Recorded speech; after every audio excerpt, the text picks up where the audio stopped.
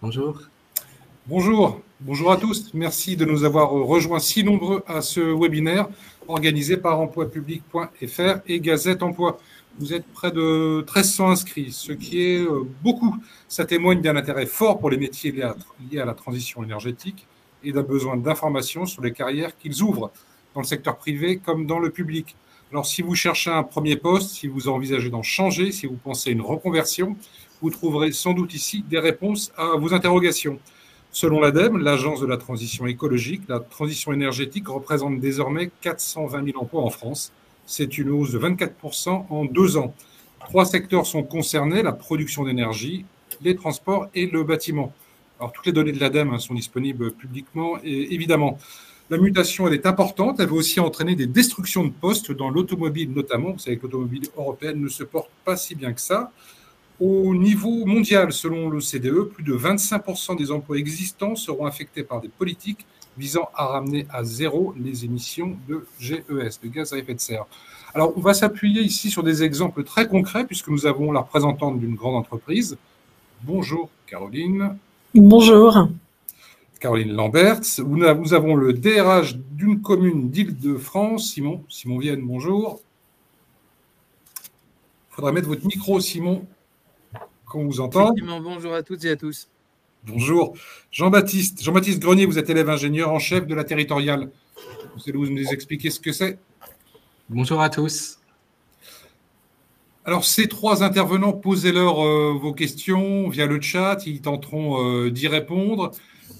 Le panel, si j'ose dire, qui est ici représenté, vous avez le secteur public avec Simon Vienne, qui est DRH d'une collectivité de taille moyenne d'Île-de-France. Madame Lamberts représente le secteur privé et Jean-Baptiste Grenier, il est sorti il n'y a pas très longtemps de son école d'ingénieur, Centrale Supélec, et il s'oriente vers une carrière dans le public. Mais le privé aussi, ça aurait pu fonctionner pour lui. On va faire les présentations. Caroline Lamberts, qu'est-ce que c'est qu'Assystem et quel est son domaine d'activité? Alors, Assystem, on est une entreprise d'ingénierie industrielle.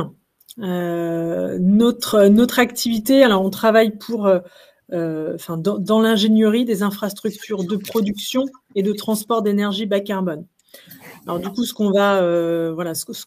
qui est impliqué dans tout ça, ça va être toutes les énergies évidemment nucléaires, renouvelables, la production d'hydrogène également, et puis on va travailler dans les réseaux électriques et le transport bas carbone.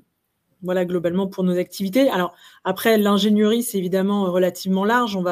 On va œuvrer avec nos clients qui sont donc des grands industriels de la production et du transport d'énergie sur des phases de conception d'infrastructures. On va travailler aussi sur l'accompagnement dans leur transformation digitale en leur apportant des outils et des services digitaux. Et puis, on va également les accompagner sur le management de projet, puisque ça implique évidemment ce type de projet de grande envergure, beaucoup de complexité. Donc, on va aussi intervenir sur tous les métiers autour du management de projet. Vous avez comme clients de grands opérateurs publics et privés. Exactement. Alors, notre client principal est EDF. Ouais. On va travailler, alors si je dois citer les grands principaux, c'est EDF, Orano, le CEA. Donc, en effet, on est plutôt partenaire d'entreprises qui sont soit publiques, soit en tout cas plutôt rattachées, appartenant en grande majorité à l'État. Donc en effet, il y a aussi des enjeux qui vont au-delà des enjeux d'une entreprise privée. Et dans le contexte actuel, là, donc la relance d'une politique d'État nucléaire vous a relancé, vous aussi, augmente votre activité. Oui, complètement. Évidemment, alors on est le premier partenaire d'EDF aujourd'hui sur alors déjà sur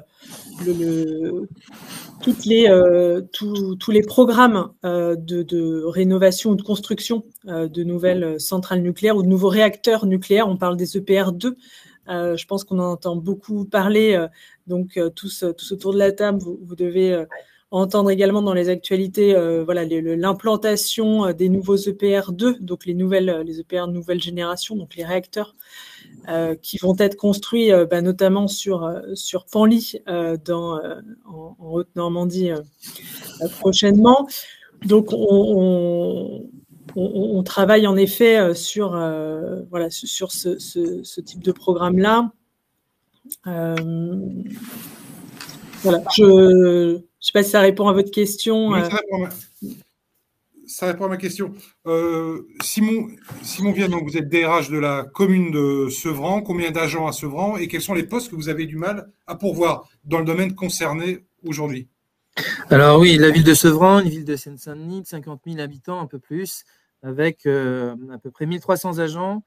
On a des postes, là en l'occurrence on en a en ce moment 2 sur la gestion des fluides, un ingénieur et un technicien, parce que les enjeux pour Sevran, mais pour la fonction publique globalement, hein, alors je ne sais pas si nos auditeurs, auditrices connaissent bien la fonction publique, mais et la fonction publique territoriale en particulier, mais c'est un domaine, c'est un secteur qui est très large. Il ne s'agit pas simplement des communes, mais aussi des départements, des régions et tout ce qui est de l'intercommunalité, voire des syndicats à vocation multiple, à vocation unique, etc. Bref, c'est énormément d'employeurs et c'est des enjeux à venir extrêmement forts pour la transition énergétique et globalement l'écologie, et en particulier sur nos bâtiments. Nous, la ville de Sevran a la chance d'accueillir prochainement, c'est-à-dire l'année prochaine, le bassin olympique qu'on a tant vu cet été sur nos écrans en particulier.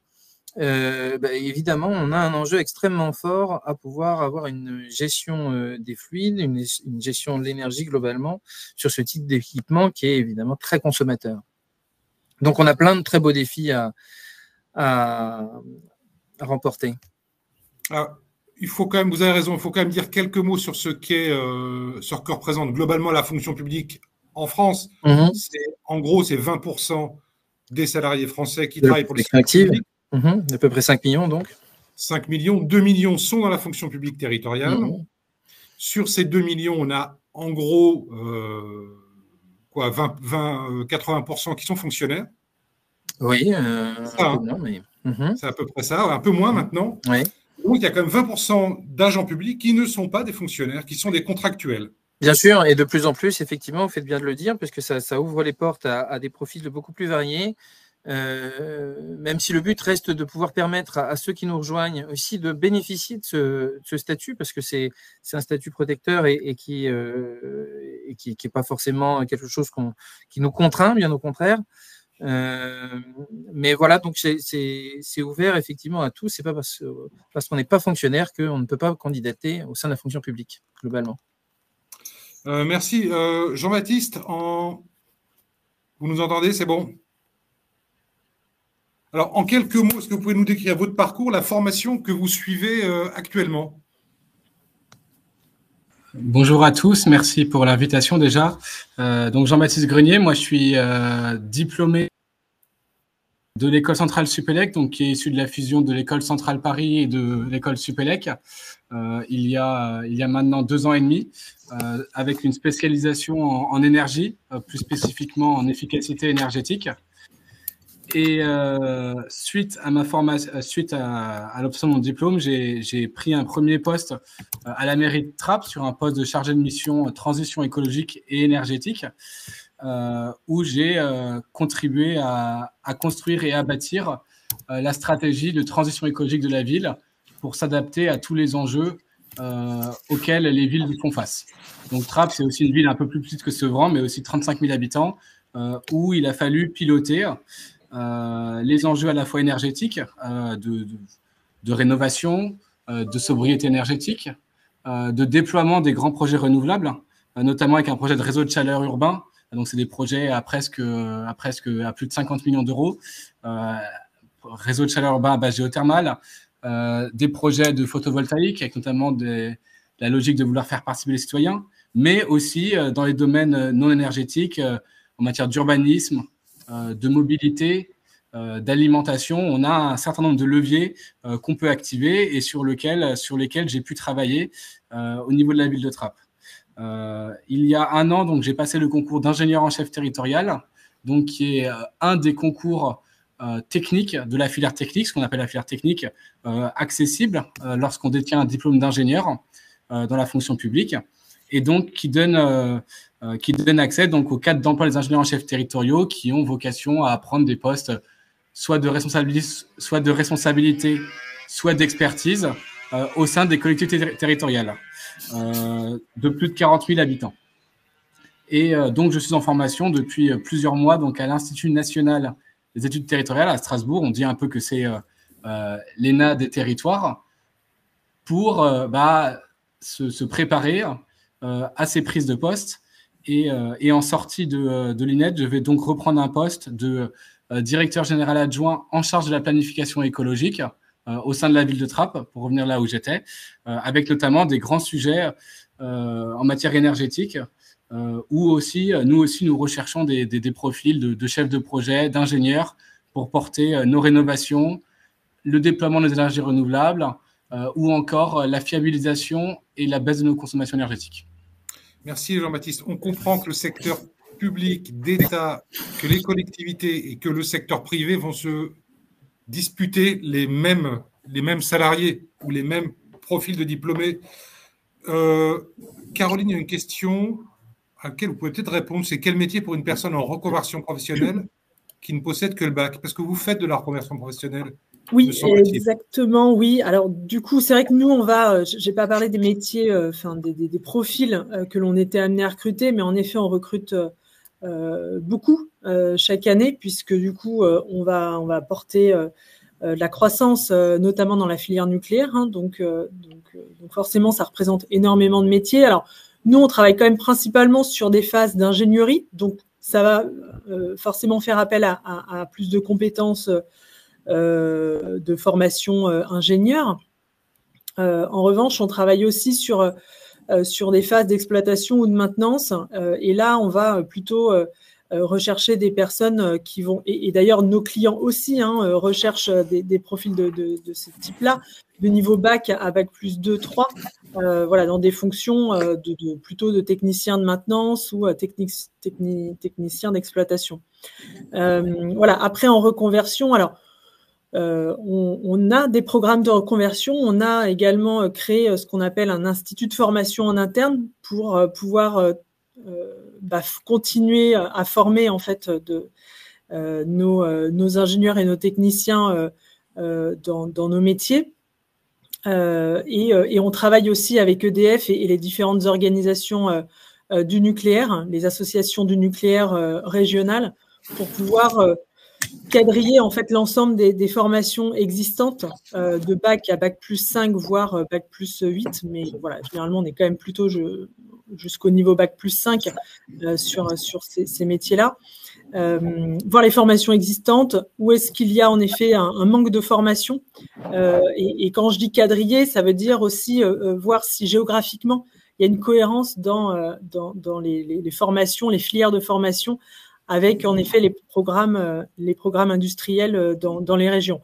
Donc oui, il y a des reconversions possibles. Après, Assystem ne peut pas apporter forcément de reconversion professionnelle pour une personne qui a un bac.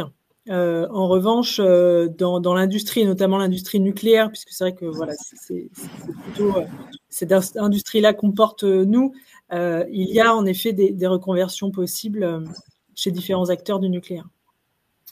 Merci Caroline. Il y a peut-être une question pour ou Simon ou Jean-Baptiste, qui porte un peu aussi sur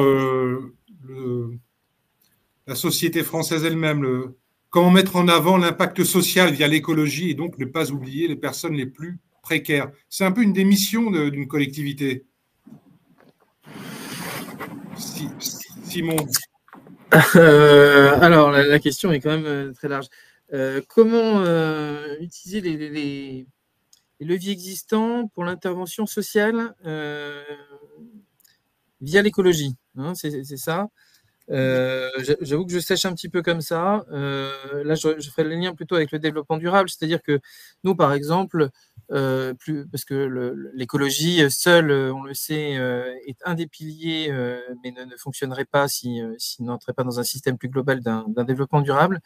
La ville de Sevran, par exemple, a développé des projets pour faire en sorte que la précarité alimentaire, qui aujourd'hui se développe et malheureusement de plus en plus fréquente au sein de nos territoires, et là peut faire le lien effectivement avec l'aspect social, c'est-à-dire que le but pour nous de plus en plus, c'est de pouvoir produire en local et donc de faire de l'agriculture urbaine, évidemment de manière la plus biologique possible et avec des économies d'énergie à la clé. Voilà comment, enfin, en tout cas, une des réponses, même si c'est pris par un petit prisme, qui pourrait être fait pour apporter du lien effectivement entre social et écologie. Je ne suis pas sûr d'avoir répondu à la question pour autant, mais. Vous avez trouvé un angle, en tout cas, pour y répondre. Je vous remercie. Jean-Baptiste, je ne sais pas si vous voulez ajouter quelque chose sur l'utilité sociale du secteur public dans ce domaine-là. Oui, effectivement, peut-être pour compléter, je pense que, enfin, je parle un peu du sentiment que j'ai parmi mes collègues, ceux qui ont été formés en même temps que moi ou là sur le marché du travail. Il y a effectivement cette forte volonté du sens, de l'intérêt et ce sens aussi de l'intérêt général qu'on peut avoir dans les collectivités. Concret, à la mairie de Trappes, du coup, j'ai pu qui allie une haute compétence technique qu'on peut acquérir et la conviction qu'on peut avoir un impact concret sur la vie des gens, une amélioration de la qualité de vie, une amélioration de leurs factures. Par exemple, sur un projet de réseau de chaleur urbain, on est sur un projet qui est éminemment technique, où on suit des bureaux d'études qui font des études pour savoir si le sous-sol se prête à l'exploitation de la géothermie, pour voir combien de kilomètres de réseau il faut tirer, combien ça va coûter. Donc, il y a une compétence technique très fine. Et en même temps, ce projet, qu'est-ce qu'il doit permettre sur une ville comme Trappes? Il doit permettre de raccorder l'ensemble des logements des bailleurs sociaux, de leur fournir une énergie qui est décarbonée, une énergie qui est stable, donc qui est pas déterminée par les évolutions du marché. Oui.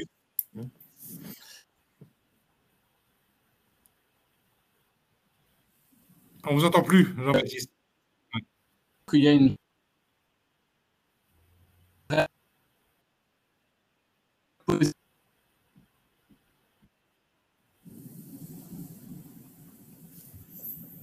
on a perdu le. En tout cas, sur l'avis des habitants, ça c'est sûr, à mon avis, pour terminer sa phrase. Ok.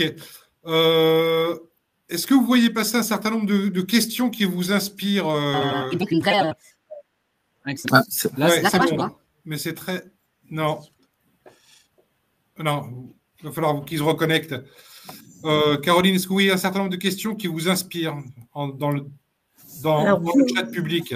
Oui, alors on voit énormément de questions et ça va être très compliqué, je pense, d'y répondre puisqu'il y a énormément de diversité dans les questions sur justement les. Plutôt, enfin, je comprends qu'il y a aussi, en tout cas, dans les questions auxquelles je pourrais répondre, beaucoup de questionnements autour de la reconversion, de quels sont les métiers accessibles dans la transition énergétique avec une formation qui ne serait pas technique ou scientifique. Alors, si je peux en tout cas apporter juste un petit élément de réponse, mais on ne pourra pas répondre question par question, hein, je pense clairement. Il y a des passerelles possibles puisque si on doit prendre faire l'état des lieux aujourd'hui, dans le domaine de la transition énergétique, vous en avez parlé, on va avoir de toute façon un manque de compétences. Il va falloir qu'on développe de nouvelles compétences dans l'ensemble des secteurs concernés. Donc tout, entreprises privées, également les organisations publiques vont devoir de toute façon accompagner cette transition-là.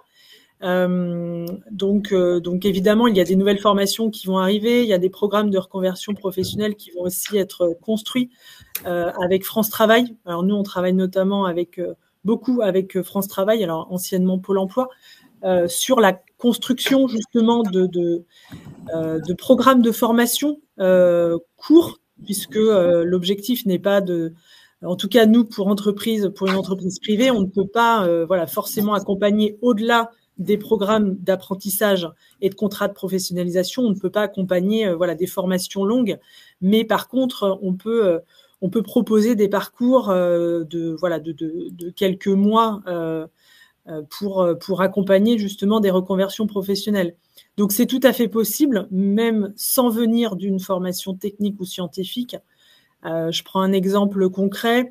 On travaille dans le management de projet, dans la gestion de projet. Il y a des métiers qui sont tout à fait accessibles. Et on en a pas mal d'exemples d'ailleurs chez nous, de personnes qui ont basculé d'une formation par exemple RH, où j'ai vu passer en tout cas dans le chat des formations en communication, des formations en qualité, hygiène, sécurité.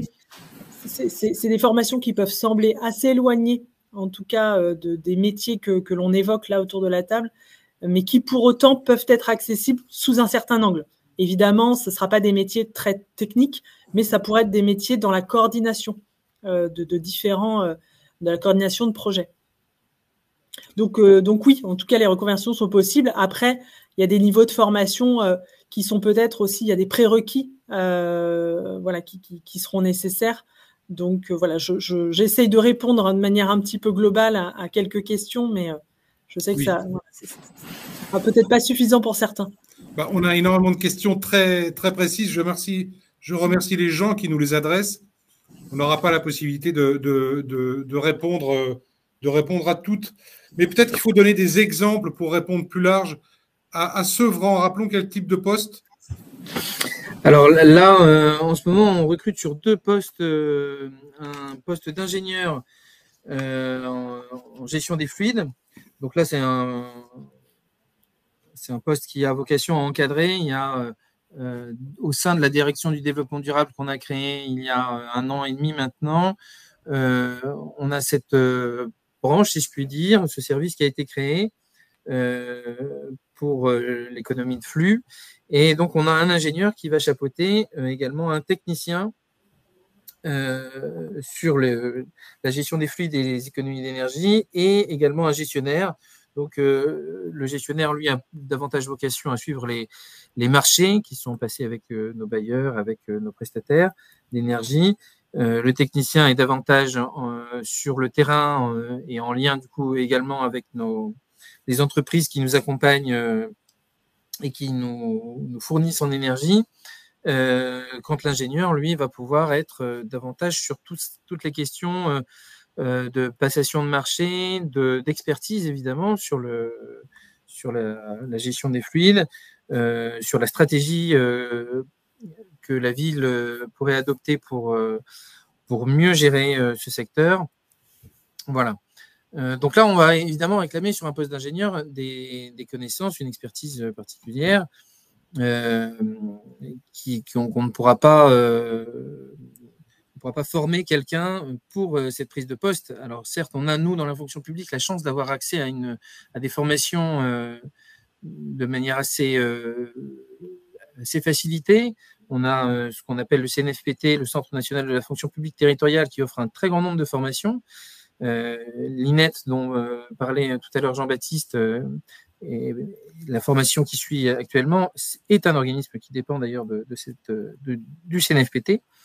Donc ça, c'est intéressant pour pouvoir continuer à se mettre à jour professionnellement, à rester sur les dernières évolutions réglementaires ou techniques, par exemple.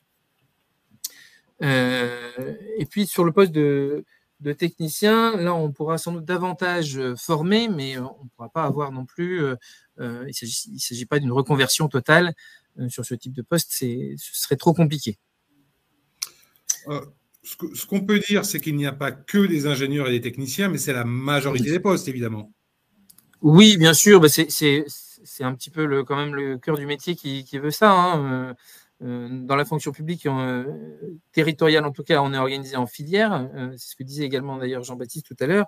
Et ces métiers-là ont vocation à être dans la filière technique Il y a évidemment quelques postes qui vont traiter de ce domaine, tant d'un point de vue des marchés publics, des juristes par exemple, mais ce sera beaucoup plus rarement l'exclusivité de leur mission que de travailler dans la transition énergétique, c'est sûr. Ok, merci. Sur l'intérêt des postes divers et variés, Jean-Baptiste, vous êtes revenu, merci.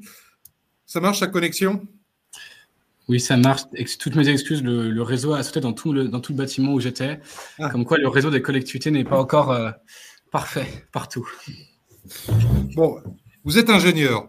Vous êtes un jeune ingénieur. Vous auriez pu aller dans le privé sans problème. Vous avez choisi le public. Est-ce que vous pourriez expliquer pourquoi vous êtes orienté dans cette direction-là? Vous, quelles sont vos motivations et quelles sont les motivations des gens avec qui vous êtes dans votre formation d'ingé? Tout à fait. Alors nous, au sein de notre école centrale Supélec, on a une vraie dynamique et une volonté de recherche de sens. C'est ce que je disais déjà avant, juste avant que ça coupe. Et la fonction publique offre un certain nombre d'atouts en la matière. Tout d'abord, sur des postes comme notamment qu'on peut avoir en collectivité, on peut très vite avoir jeune un certain nombre de responsabilités. Je prends un exemple. Moi, quand je suis arrivé, on m'a assez rapidement confié le projet de réseau de chaleur, qui est un projet à plusieurs dizaines de millions d'euros, alors que dans le privé, c'est des choses qui seraient difficilement envisageables. Deuxièmement, dans les collectivités, il y a effectivement une spécialisation technique qui est peut-être moindre que ce qu'on pourrait avoir dans le privé, mais on a vraiment une logique de chef de projet. Donc, ça veut dire qu'on va pouvoir porter des projets sous toutes leurs dimensions, techniques, politiques, économiques, sociales, et notamment au niveau des communes et sur le bloc communal, on est vraiment en prise au quotidien avec ces dimensions-là.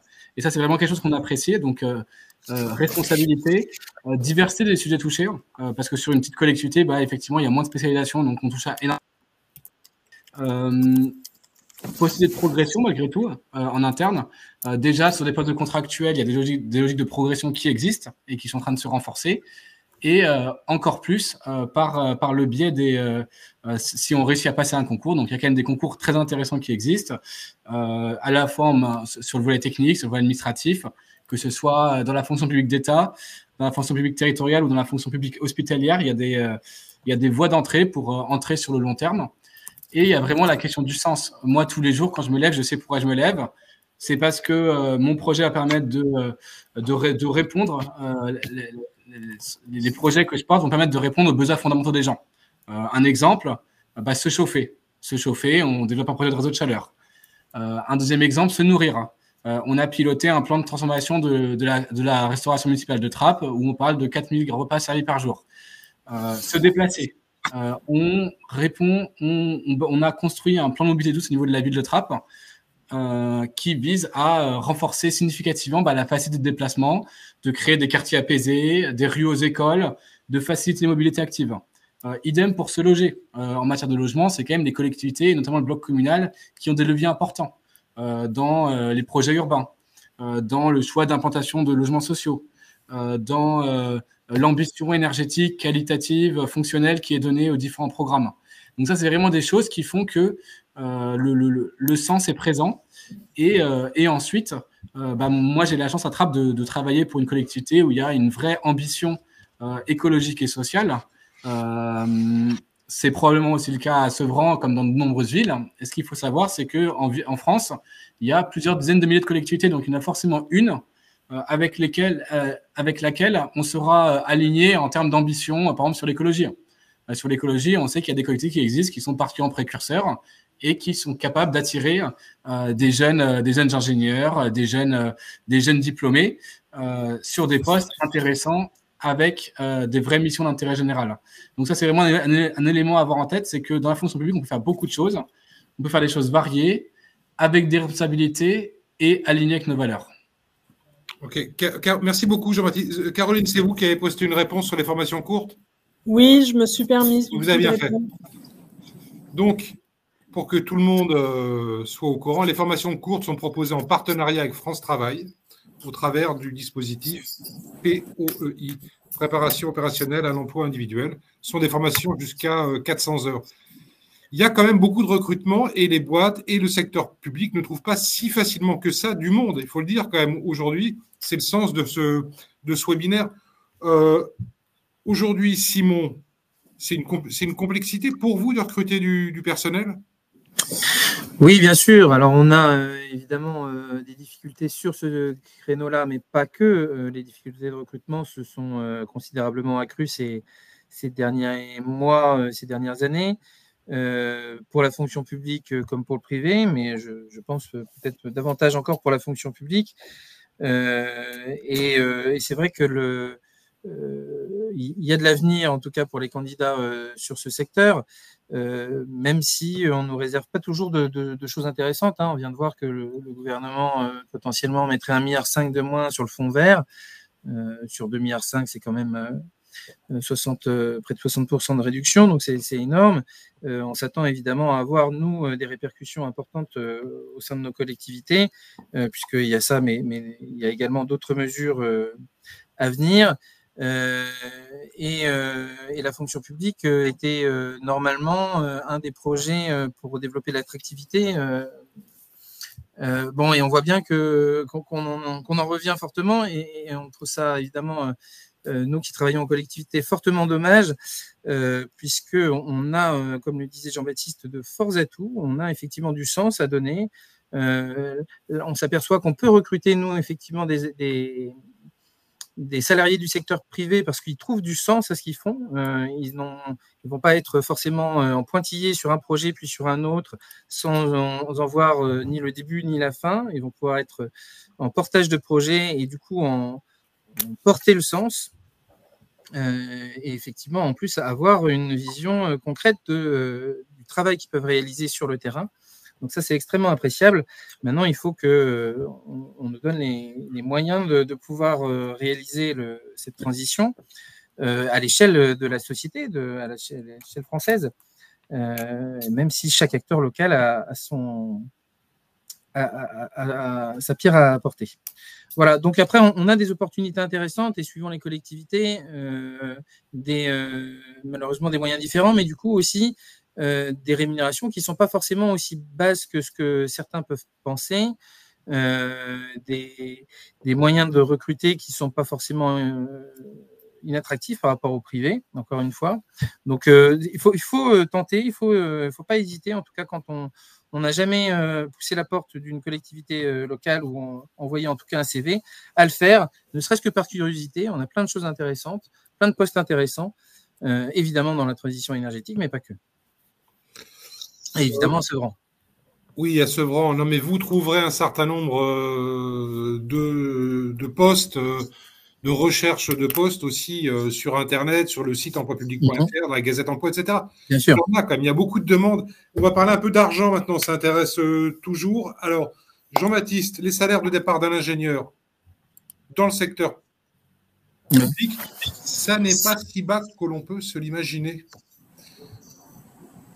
Alors là-dessus, mon expérience est limitée et je pense que oui. Simon Vienne aura aussi des éléments complémentaires à apporter, mais je pense que ce qu'on peut se dire, c'est que notamment par la voie contractuelle, les collectivités ont des marges de manœuvre un peu plus importantes qu'elles pouvaient en avoir à une époque. Alors, la voie contractuelle, ça veut dire que ce n'est pas des fonctionnaires, elles recrutent des gens à qui elles signent des CDD, quoi. Exactement. Des CDD qui peuvent aller jusqu'à une durée de 3 ans et qui peuvent être renouvelables. Ouais. Et sur lesquels, en tout cas en début de carrière, on peut s'en sortir correctement à des niveaux similaires que dans le privé. En tout cas, moi, en sortie de grande école, par rapport à mes camarades, c'était à peu près équivalent. Là où ça devient plus difficile, c'est évidemment dans les logiques de progression de carrière, où le privé... où dans le privé peut offrir des progressions de carrière assez importantes, et où dans le public, où il est nécessaire au bout d'un moment de passer par la case concours, même si la case concours offre des grilles salariales qui peuvent être attractives malgré tout, mais qui sont forcément un peu en dessous du privé. Mais à mon sens, ça s'équilibre très largement par rapport à ce qu'on écrive en termes de sens, en termes d'intérêt des missions. Vous voulez rajouter quelque chose Simon, sur… Oui, alors peut-être préciser un petit peu, Jean-Baptiste a un parcours, on peut l'en féliciter, assez exceptionnel, puisque rentrer à l'INET n'est pas donné non plus à tout le monde. Ingénieur en chef, c'est le concours qu'on appelle de catégorie A+, c'est-à-dire dans la fonction publique, on a un découpage en catégories A, B, C, et parmi les A, donc parmi les catégories de cadres, on a ce qu'on appelle les A+, donc l'encadrement supérieur. Donc là, effectivement, sortie d'école, ces ingénieurs peuvent trouver des niveaux de salaire relativement intéressants, privés comme publics. Si on parle d'ingénieur et donc pas d'ingénieur chef, on aura des salaires un peu moindres, même si voilà, ils sont pas inintéressants non plus. Et puis effectivement, la concurrence entre le public et le privé, voire la concurrence entre collectivités aussi, qui est de plus en plus prégnante, fait qu'on a une tendance à augmenter un petit peu les salaires. Alors les salaires, majoritairement par le biais du régime indemnitaire. Donc c'est là que effectivement on a des marges de manœuvre qui s'ouvrent à nous, marges de manœuvre qui sont évidemment aussi dépendantes des capacités budgétaires de la collectivité. Toutes les collectivités n'ont pas de... Pardon, je vous arrête un peu tous les deux parce que les gens s'impatientent pour savoir, mais au fond, ça peut être quoi? Concrètement. Oui, parce que c'est quand même le nœud de l'affaire. Quel peut être le salaire de départ d'ingénieur en chef? C'est vrai, c'est très spécial. C'est une poignée de fonctionnaires territoriaux. Mais ça peut être quoi, Jean-Baptiste? C'est de l'ordre de 3 000 nets par mois, des choses comme ça? D'accord. Donc, sur les postes de contractuels, ouais. Sur des diplômes d'ingénieurs qu'on a recrutés, nous, à la Ville de Trappes, alors je ne sais pas si c'est représentatif, mais sur un premier poste, on est arrivé entre 2005 et 3 000 nets mensuels.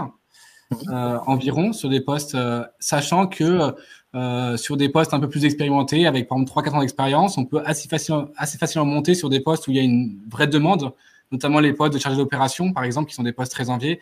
On peut monter jusqu'à 3005-3006, ce qui est déjà quand même assez important et qui, sur les débuts de carrière, s'aligne au moins en partie avec le privé. Ok, Simon, ça vous semble à peu près correspondre à ce que vous avez en tête? Oui, c'est assez représentatif de ce qu'on trouve dans oui. pas mal de collectivités, encore une fois avec une hétérogénéité. Si plus on va grimper dans les strates de collectivités, si on rejoint des départements ou des régions notamment, on va avoir souvent des rémunérations plus importantes. Et puis après, effectivement, en fonction de l'offre et de la demande, c'est-à-dire qu'on a des postes qui sont fortement en tension, comme l'indiquait Jean-Baptiste, chargé d'opération, c'est actuellement extrêmement recherché. Même si on s'éloigne un petit peu de la transition énergétique. Et donc, on va pouvoir avoir effectivement des rémunérations de l'ordre de 3 000, 3 600 euros. Et puis après, contrairement au privé, dans la fonction publique, nous, on va peu progresser quand on va rester sur le même poste. Donc, la progression en termes de rémunération va être plus importante, soit par le biais de la mobilité, parce que tout simplement, on aura trouvé un poste mieux rémunéré dans une autre collectivité, soit en prenant des responsabilités, et donc notamment en termes d'encadrement. Et donc, plus on va monter dans la hiérarchie, si on peut le dire comme ça, plus le régime indemnitaire souvent est important, et donc plus on va progresser en rémunération. Et donc là, atteindre plutôt des niveaux après des ingénieurs avec expérience dans la fonction publique, ça peut monter assez rapidement à 4 000, 4 500, et puis en fin de carrière à 6 000 euros, voire plus, surtout dans de gros établissements. Voilà, on est arrivé à donner des fourchettes de salaire, ce qui intéresse évidemment, et c'est bien normal, les gens qui nous écoutent. Caroline, qu'est-ce que vous en avez pensé de ce que vous avez entendu sur les niveaux de salaire, mettons les salaires de départ et puis la progression? Est-ce que oui, on peut démarrer à peu près la même chose dans les deux secteurs, mais ça va grimper plus vite dans le privé? Alors, je pense qu'en effet, les salaires d'entrée, évidemment, selon les niveaux d'études, vont être assez similaires parce que, comme le disait Simon, c'est aussi le marché en tension qui fait que on doit s'aligner. Aujourd'hui, on est face au même, la pénurie dans les mêmes types de métiers. Donc, évidemment, il y a une concurrence qui se crée dans le secteur public, privé. Donc, finalement, les salaires sont plutôt alignés sur l'embauche. Après, évidemment, dans l'évolution, là où, en tout cas, les politiques de rémunération vont être certainement divergentes dans le secteur privé. Alors, dans une entreprise comme la nôtre, on a quand même des évolutions de carrière très diversifiées, puisque l'organisation est très, on va dire très matricielle. Notre manière de travailler, où on est extrêmement lié finalement au projet de nos clients, ça va nécessiter une dynamique assez forte, puisque il peut y avoir, on est sur des projets qui sont longs, puisqu'on parle de projets de construction d'infrastructures complexes, donc ça reste quand même des durées de projets très très longues, sur plusieurs années, voire dizaines d'années. En revanche, il faut aussi créer un peu de diversité pour pouvoir maintenir finalement les personnes, fidéliser les personnes chez nous. Donc, il faut aussi pouvoir créer des passerelles de projets, enfin, sur différents projets, sur différents métiers, aller vers du management, aller vers du pilotage de projet, aller vers une expertise technique. Voilà, il y a différentes possibilités. Et du coup, on essaye d'apporter une grande diversité pour assurer la fidélité de nos collaborateurs. Donc après, les progressions en termes de salaire vont aussi être liées à ces évolutions-là. Et dans l'évolution, on ne parle pas que d'évolution verticale chez nous. Donc il peut y avoir aussi, on passe d'un secteur à un autre. Donc voilà, il n'y a pas forcément une évolution de salaire toujours, mais on n'a pas une politique avec des paliers. Comme j'ai pu le comprendre du coup dans la fonction publique, on n'a pas ce système de catégories avec des paliers. Donc on va avoir des niveaux de rémunération qui peuvent être un petit peu différents, avec des packages qui peuvent être aussi différents dans le privé. Merci. On va Salif nous interroge et demande mais quels sont les postes en pénurie? Il semble qu'on ne lui ait pas donné encore la réponse. Je pense que oui, mais on peut répéter. C'est pénurique sur quel type de métier aujourd'hui? Je sais pas comment commencer. Comme vous voulez. Allez-y, Caroline. Alors, du coup, si on reste encore une fois dans les métiers vraiment de l'ingénierie, de la production d'énergie, bas carbone, nous, les métiers les plus pénuriques, la liste n'est pas du tout exhaustive, évidemment, mais ça va être tous les métiers autour de l'ingénierie nucléaire, donc ce qui va être génie civil, génie électrique, les métiers autour du contrôle-commande, les métiers dans la sûreté nucléaire.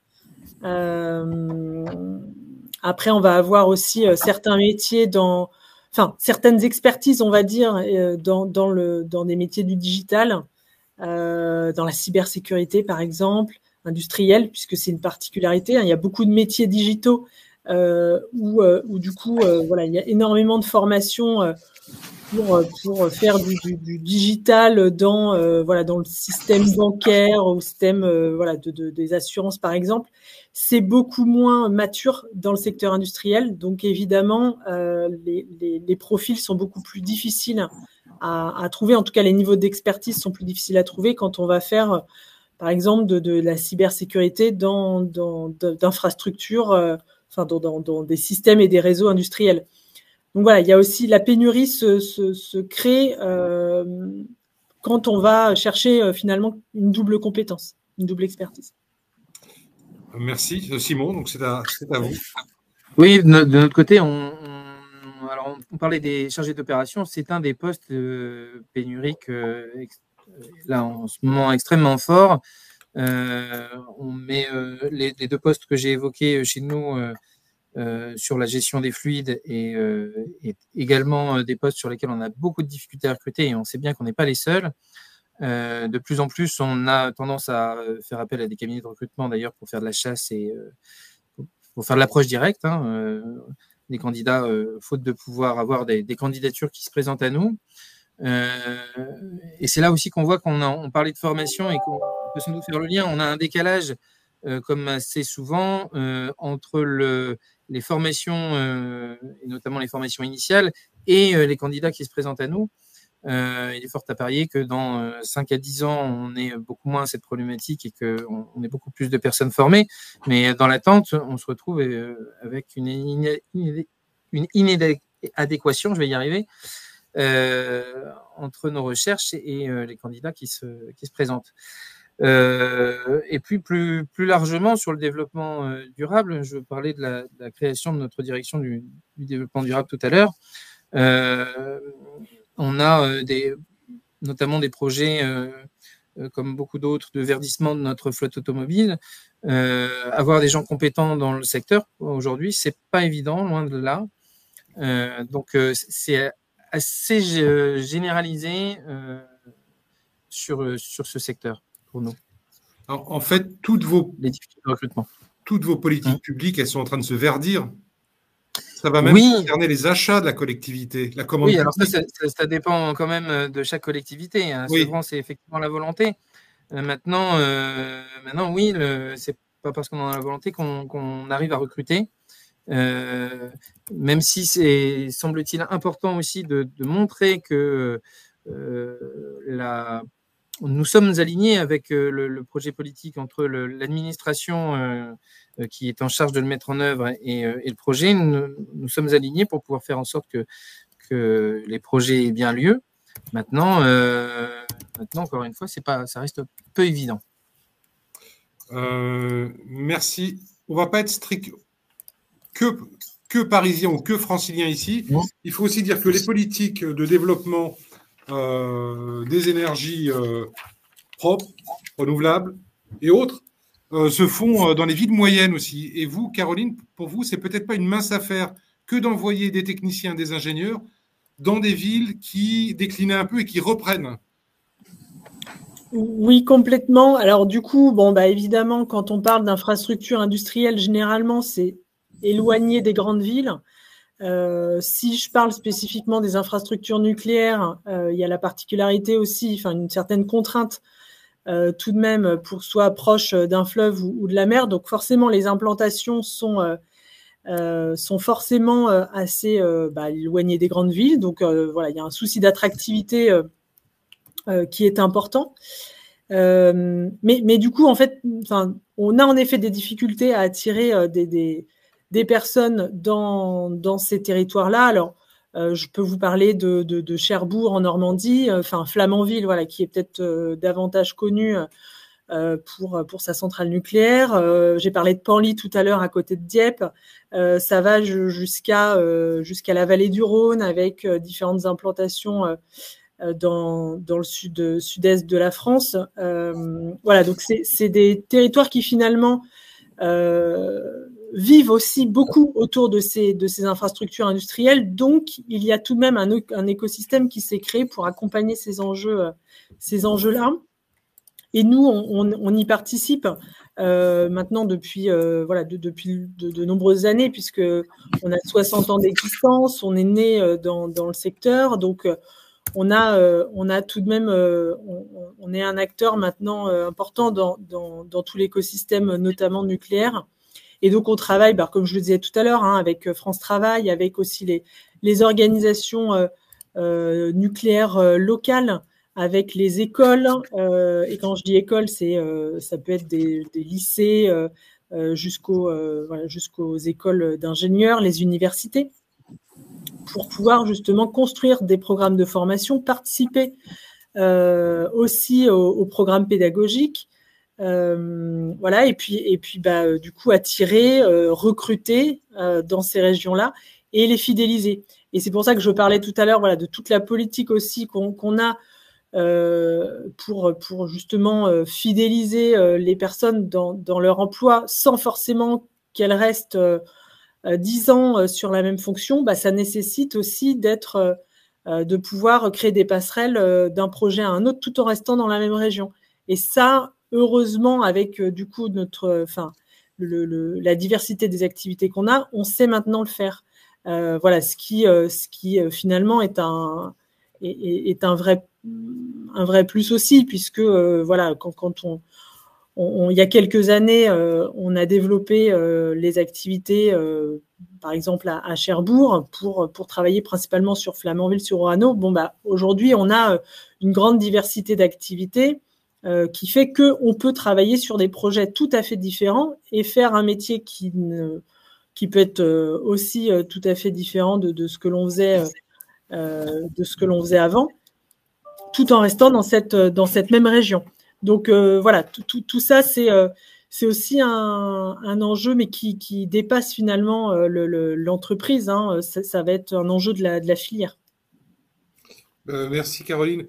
Simon, donc pour vous aussi travailler pour un territoire, c'est un atout, en tout cas c'est un argument pour les candidats, auprès des candidats.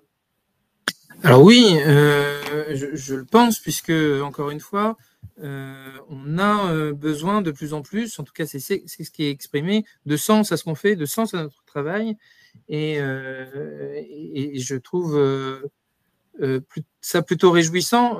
Certains se plaignent de voir les dites jeunes générations s'éloigner du milieu du travail. Je pense que c'est pas du tout le cas. Au contraire, je pense que c'est simplement qu'elles ont besoin d'avoir davantage de sens. Et là, pour le coup, je rejoindrai à 100%, pour pas dire plus, Jean-Baptiste quand il dit que c'est là, dans la fonction publique, qu'on peut trouver ce sens à ce qu'on fait. Donc oui, un territoire, au-delà du territoire de la collectivité dans laquelle on travaille, au-delà du territoire de Sevranche, on travaille ici en Seine-Saint-Denis. La Seine-Saint-Denis est aussi un territoire qui a de très nombreux projets, qui a de gros potentiels, malgré ce que peuvent dire les médias sur ce territoire, mais c'est ce qui va aussi donner beaucoup de sens à ce qu'on fait, que ce soit dans la transition énergétique ou dans un autre secteur d'ailleurs.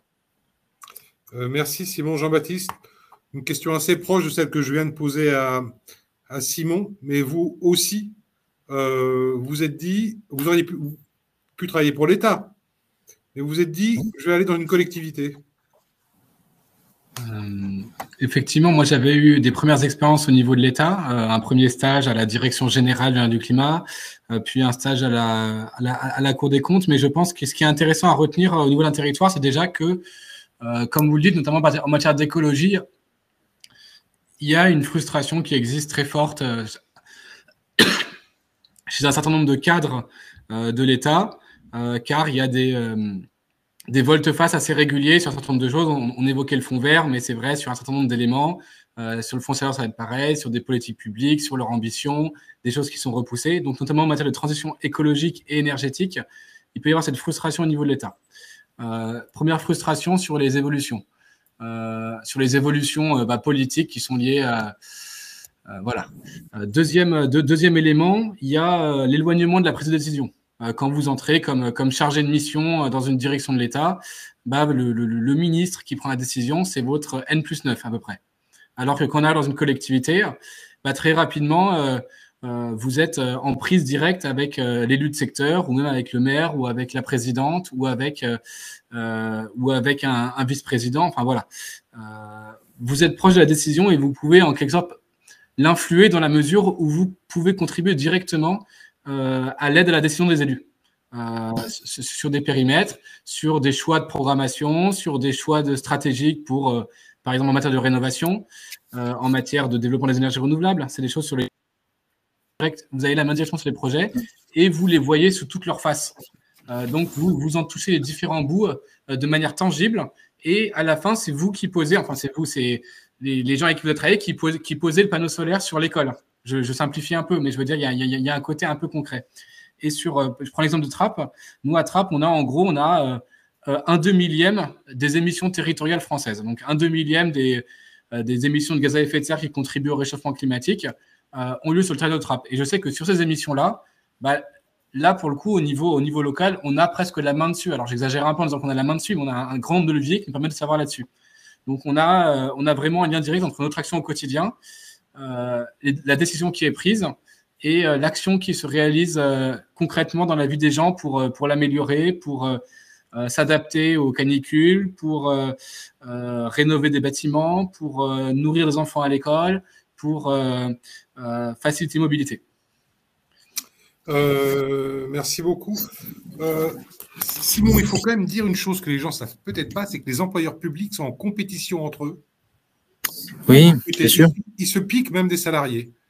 Oui, c'est un jeu qui se développe de plus en plus, malheureusement, et qui nous est presque imposé par la manière dont on fonctionne.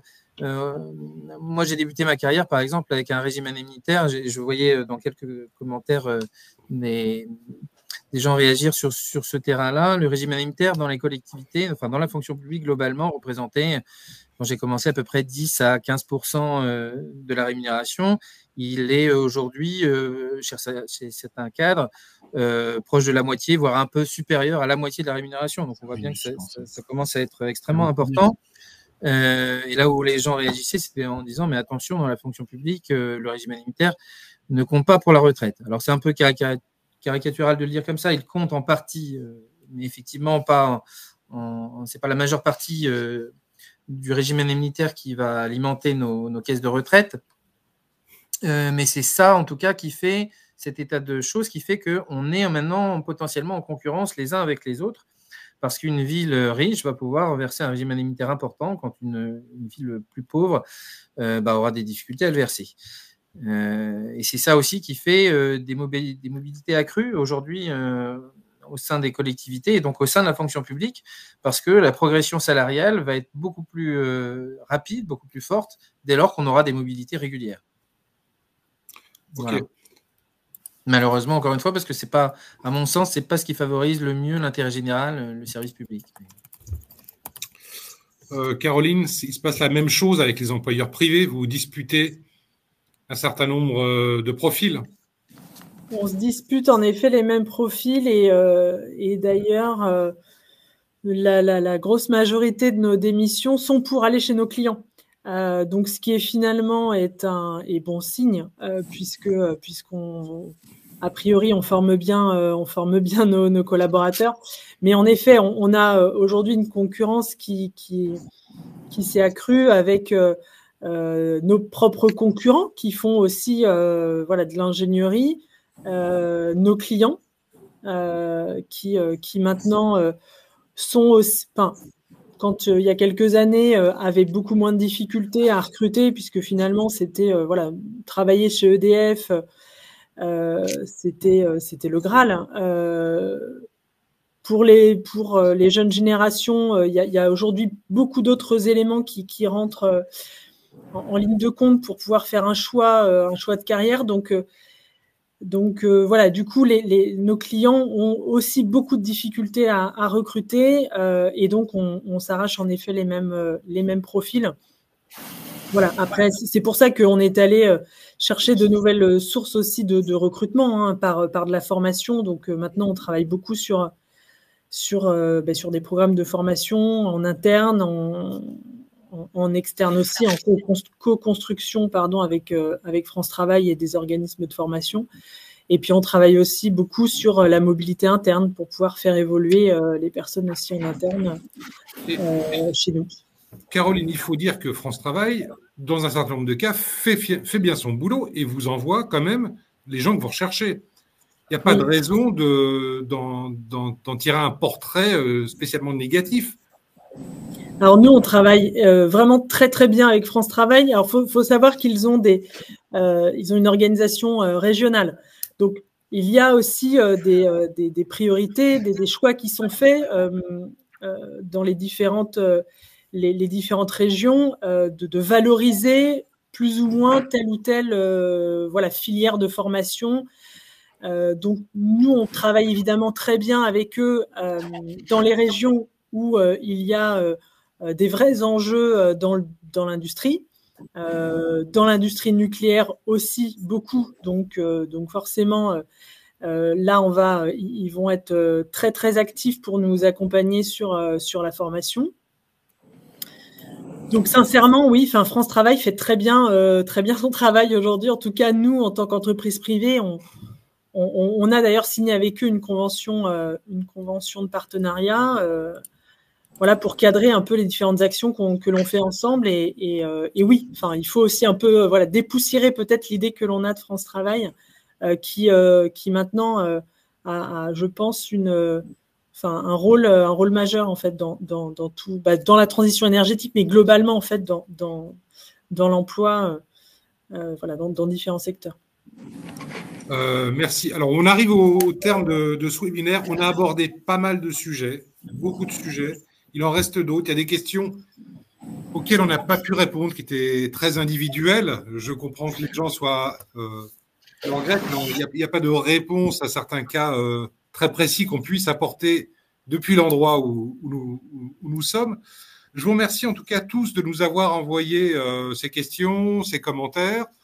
Alors, une internaute dit ce serait bien de faire un autre webinaire sur le sujet des formations, des passerelles, du financement des dites formations. C'est un autre sujet, elle a parfaitement raison, très intéressant, des parcours de reconversion. Oui, ce sera un webinaire plus pointu. En tout cas, c'est une bonne idée, je la retiens. Je vous dis à tous merci beaucoup et puis je vous souhaite une excellente journée. Tous les trois, je vous garde 2 minutes si vous voulez bien. À bientôt, au revoir. Merci, bonne journée. Merci, au revoir. Bonne journée.